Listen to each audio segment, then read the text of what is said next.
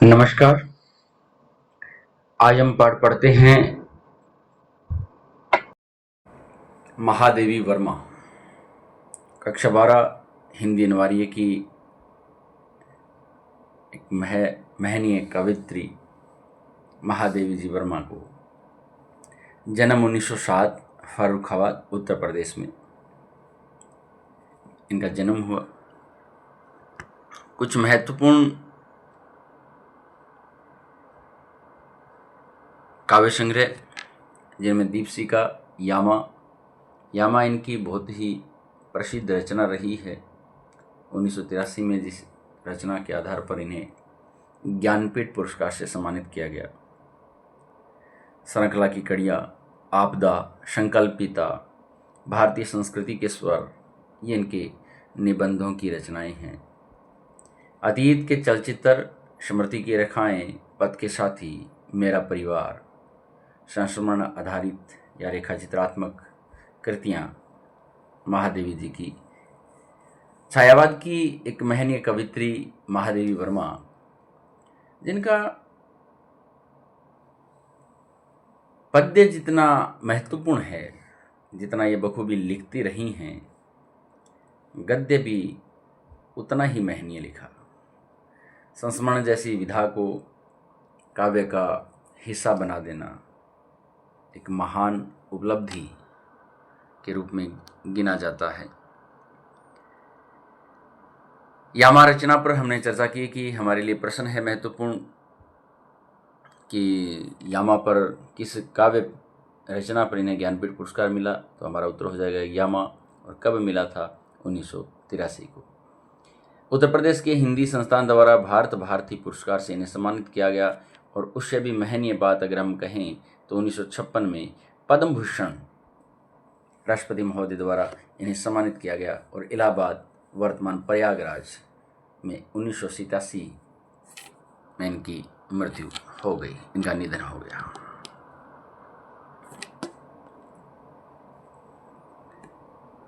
कुछ विशेष बातें। संसार के मानव समुदाय में वही व्यक्ति स्थान और सम्मान पा सकता है, वही जीवित कहा जा सकता है, जिसके हृदय और मस्तिष्क ने समुचित विकास प्राप्त कर लिया हो, जो अपने व्यक्तित्व द्वारा मनुष्य समाज से रागात्मक के अतिरिक्त बौद्धिक संबंध भी स्थापित करने में समर्थ हो। दो प्रकार के संबंध,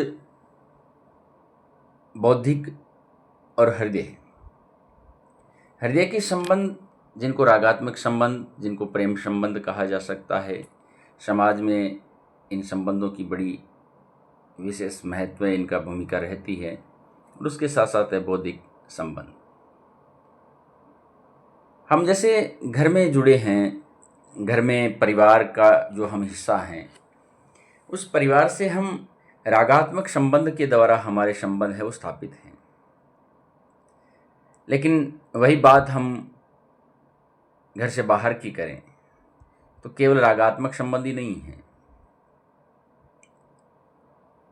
कर्मस्थली पर हमारा जो संबंध है वो बौद्धिक संबंध भी हमारा स्थापित होता है। जैसे किसी भी अध्यापक के लिए जो उसका संबंध स्थापित होता है वो भावनात्मक के साथ साथ बौद्धिक भी उसका कक्षा में संबंध होता है। महादेवी वर्मा जी के बारे में अगर हम बात करें तो साहित्य सेवा तो ये करती रही हैं, साथ ही समाज सेवा, दोनों ही रूपों में महादेवी जी की प्रतिष्ठा है वो समाज में बराबर बनी रही है। महात्मा गांधी जी से बेहद प्रभावित रही हैं। हमारे लिए एक महत्वपूर्ण प्रश्न भी है कि किन की दिखाई राह पर चलकर महादेवी वर्मा जी ने अपना जो जीवन है वो शिक्षा और समाज कल्याण के क्षेत्र में समर्पित कर दिया था, तो वो नाम आता है महात्मा गांधी का। नारी समाज में शिक्षा प्रसार के उद्देश्य से उन्होंने प्रयाग महिला विद्यापीठ की स्थापना की। और साहित्य जगत में महादेवी जी की प्रतिष्ठा बहुमुखी प्रतिभा के रूप में हम सब के सामने है। चाहे काव्य का क्षेत्र हो, जब ये गीत लिखती हैं तो गीत में डूब जाती हैं, मैं नीर भरी दुख की बदली। और जब ये गद्य लिखने बैठती हैं तो ऐसा लगता है कि गद्य हमारे सामने ही वो समस्त पात्र नृत्य करने लगते हैं। अपने आसपास, अपने परिवेश के बहुत साधारण से दिखते वो लोग, बाश मोहल्ले के लोग, जिनको इन्होंने अपने गद्य का नायकत्व प्रदान किया है, ये इनकी एक अप्रतिम प्रतिभा कही जा सकती है।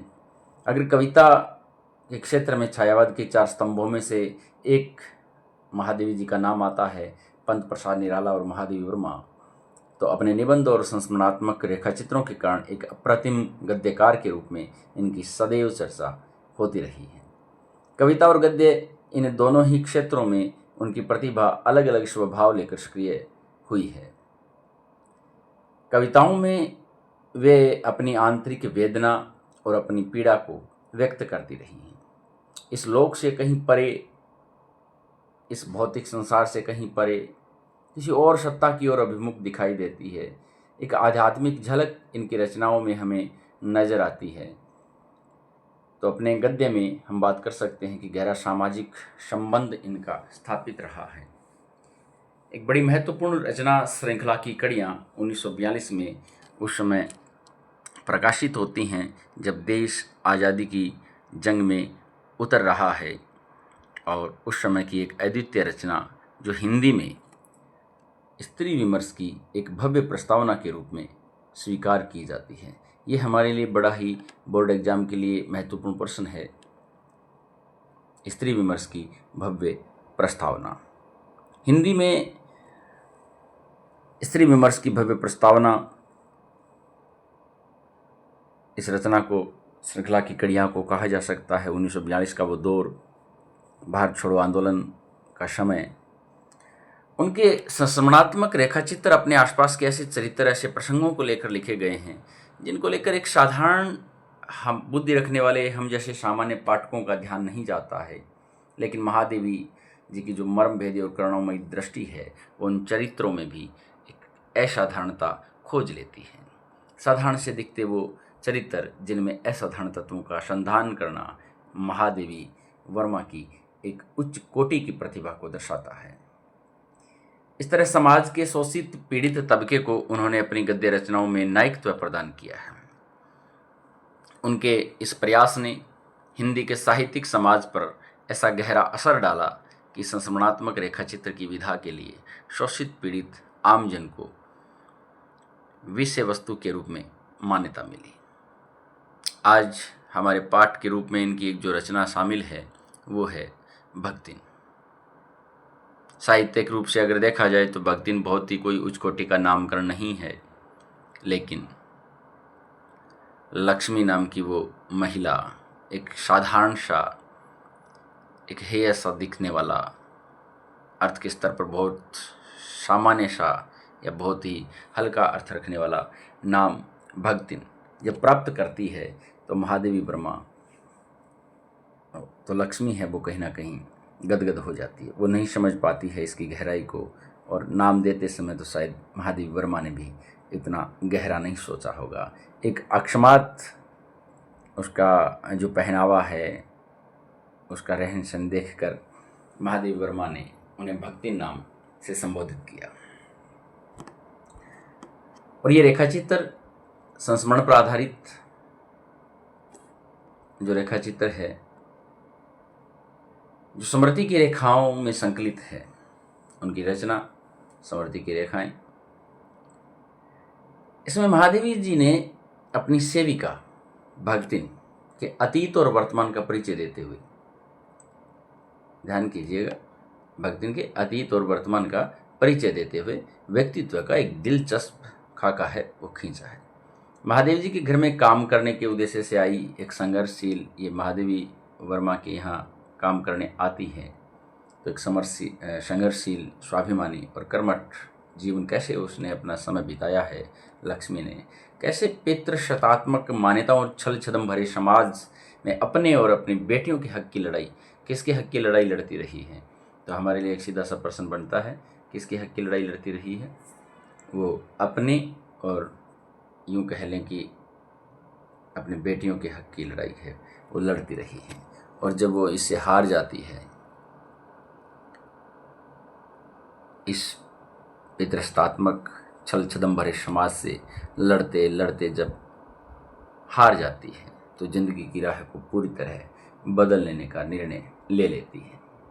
इससे हमें ये भी शिक्षा मिलती है कि जब हमें ऐसा लगने लगे कि इस परिवेश में अब हमारा जीवन सही से चल नहीं सकता, तो हमें वहाँ से फिर विदा लेकर कोई इसी और मार्ग को पकड़कर अपनी नई मंजिल की ओर चलने में संकोच नहीं करना चाहिए।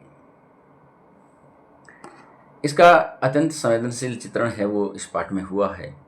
इसके साथ भक्तिन महादेवी जी के जीवन में आकर छा जाने वाली एक ऐसी परिस्थिति के रूप में दिखलाई पड़ती है जिसके कारण लेखिका के व्यक्तित्व के कई अनछुए, कई प्रच्छन्न आयाम उद्घाटित होते चले जाते हैं, जो सामान्यतः एक कर्मठ जीवन जीने वाली एक महिला, एक ग्रामीण परिवेश की महिला और जमींदारी प्रथा में किस प्रकार से शोषण को सहन करती रही, लेकिन अंततः वो अपने जीवन को पूर्णतः बदल लेती है। तो ऐसे कुछ दृश्य जो सामान्यतः आम आदमी की नज़र में नहीं आते हैं, महादेवी वर्मा उन सब व्यक्तित्व के प्रश्नों को हम सब के सामने मुखरित करती है। इसी कारण अपने व्यक्तित्व का जरूरी अंश मानकर वे भक्तिन को खोना नहीं चाहती हैं। महादेवी वर्मा भक्तिन को भी अपने जीवन का एक महत्वपूर्ण अंश मान चुकी है। कहीं ना कहीं महादेवी वर्मा को भी एक संबल मिला है। हालांकि भक्तिन को तो संबल मिला ही है, उसके साथ भी अगर हम माने तो महादेवी वर्मा भी भक्तिन को खोना नहीं चाहती है। संपूर्ण रूप से अगर बात की जाए तो इस पाठ को परिस्थितिवश अखड़ बनी है। महादेवी वर्मा के यहाँ सेविका धर्म में दीक्षित होने वाली लक्ष्मी, अगर हमें कहीं इस पाठ में अखड़ नज़र आती है तो वो अखड़पन उसके स्वभाव का नहीं बल्कि उस परिस्थिति की देन है।